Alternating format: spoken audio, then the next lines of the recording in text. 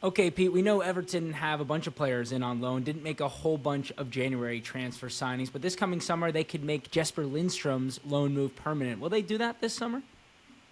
Well, there is a deal there ready to be done. Obviously, he did join in the summer window on loan from Napoli with an option to buy. They paid a loan fee to sign him initially for around £2.5 million, and then they have the option to make that permanent for around £18.5 million. So a decision will have to be made by David Moyes and the recruitment team at Everton to see if they want to go ahead and make this deal permanent. He's obviously been getting a bit more of a run in the team in recent weeks under David Moyes. I think he started the last 4 games now, the Denmark international, and he has shown glimpses of what he can do. Still yet to score a goal or create a goal, so there'll be question marks over him for that. But I think obviously it would make a lot of sense for Everton to make the deal permanent because obviously he would have had a year's experience of the Premier League under his belt. He would have settled into the new club as well, and you would probably see the best of Lindstrom probably next season once he's had that year to adapt to English football.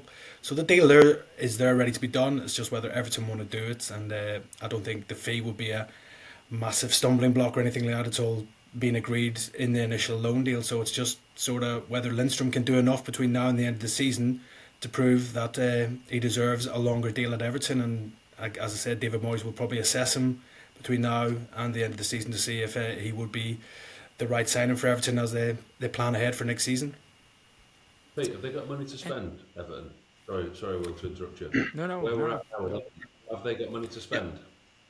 Yeah, I think they'll have money to spend. Obviously, they didn't spend anything in the January window. I think it was more a case of keeping their powder dry, and then obviously wary of PSR and FFP. But they are in a better situation. Everton right now with the Freaking Group taking over, and then moving into the new stadium next year as well. That'll increase revenue and boost income into the club as well.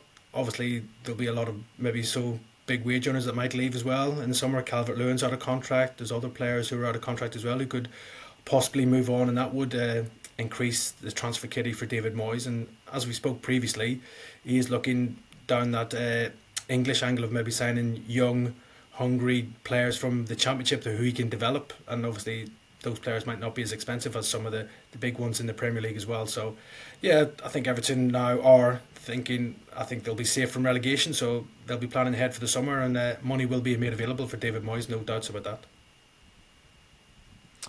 And Paul, there's been rumors of Richarlison leaving Tottenham now for multiple windows, and most recently a potential return to Everton in the summer. Do you think we might see that happen? Potentially, yeah. I mean, he's going to leave Tottenham. I mean, you look at him now where he is. He's only made 9 Premier League appearances this year, two goals. Contract expires June 27th, so what's that, the end of next season? They paid 50 million for him. They're not going to recoup anything like the 50 million that they paid for him, which is probably the stumbling block because we know that Tottenham are hard to deal with. Daniel Levy's going to look at that spreadsheet and go, we paid 50 million for him. What are we going to get back for him? They're not going to get anything like 50 million for him, especially at 27 years old. Might be a nice homecoming for him at Everton. I could see it happening. I think the way that the problem that we've got with Tottenham, I know we're going to speak about Tottenham later in the pod as well. You don't know what's going to happen managerial wise, director of football wise, the structure of the whole club, where they're actually going. They're going to have to recoup some money from somewhere for FFP, for PSR, etc. Richarlison will be one that will move on, I suspect, regardless of who's in charge. Gone on record, and I've said it numerous times, especially on the pod, I like him. I like what he gives. I like the attitude that he turns up every week with. And when he plays, you know what you're going to get from him. Does he fit where Tottenham are at the moment? No, he doesn't, not with the current manager. Does he fit with whoever's going to be in charge going forward? We'll wait and see. Can I see him going back to Everton? Yeah, I can. But the deal that Tottenham are going to want for him, I think it'll put a lot of people off. Like I said to you, he's contracted till June 27. So Tottenham are going to drive a hard bargain. Daniel Levy's going to look at that and think, right, I paid 50 million for him. I've still got another year's worth of service from him next year. I'm going to want a decent price for him, and I think that will make a lot of clubs balk at the price tag that Tottenham are going to ask, in all honesty. And Pete, we know that Everton obviously were linked with a lot of Lyon players due to potentially Textor taking over, but that never ended up happening. But still, may they return for Ernest Nwama or Ryan Cherky, who they've been linked with multiple windows in a row? Yeah, I would be surprised if they did sort of revisit these potential targets. Cherky, especially, would be a very hard deal to do for Everton. Be a number of top clubs who'd be interested in the Frenchman. Obviously, a very talented player at Lyon. Obviously, Lyon rejected some offers in the January transfer window.